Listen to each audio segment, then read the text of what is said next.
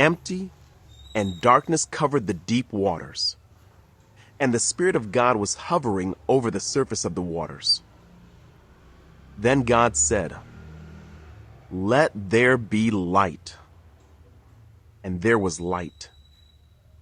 And God saw that the light was good. Then he separated the light from the darkness. God called the light day, and the darkness night. And evening passed, and morning came, marking the first day. Then God said, "Let there be a space between the waters, to separate the waters of the heavens from the waters of the earth."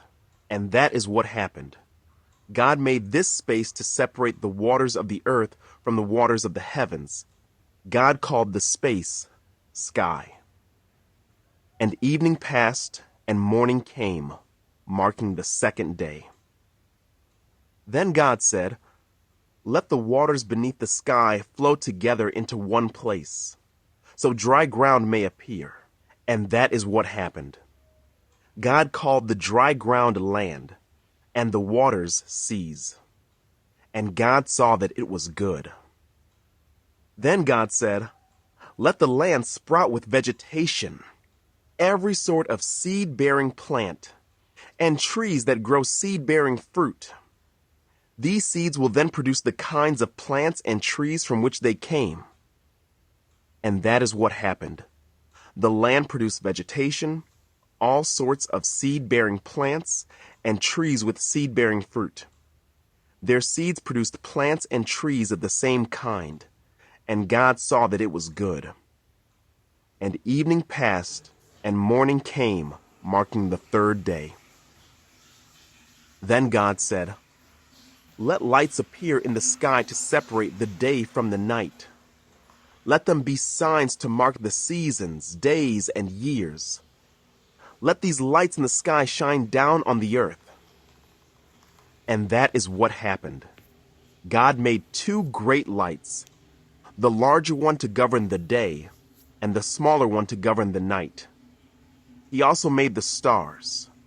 God set these lights in the sky to light the earth, to govern the day and night, and to separate the light from the darkness. And God saw that it was good. And evening passed, and morning came, marking the fourth day. Then God said, "Let the waters swarm with fish and other life. Let the skies be filled with birds of every kind." So God created great sea creatures and every living thing that scurries and swarms in the water, and every sort of bird, each producing offspring of the same kind. And God saw that it was good.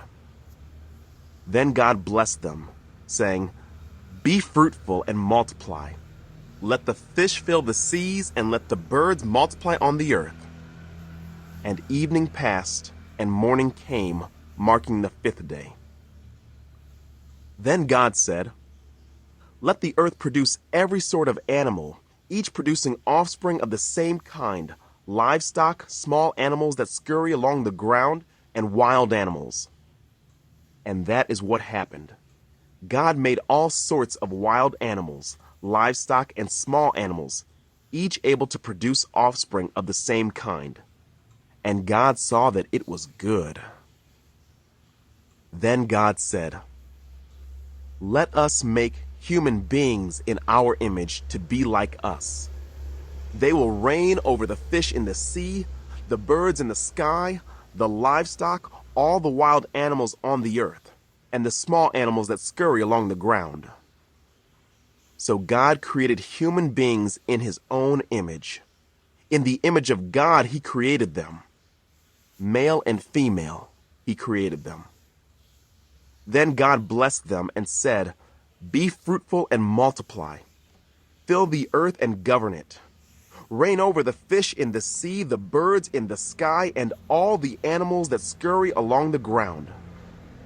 Then God said, "Look, I have given you every seed-bearing plant throughout the earth and all the fruit trees for your food. And I have given every green plant as food for all the wild animals, the birds in the sky, and the small animals that scurry along the ground. Everything that has life, And that is what happened. Then God looked over all he had made, and he saw that it was very good. And evening passed, and morning came, marking the sixth day.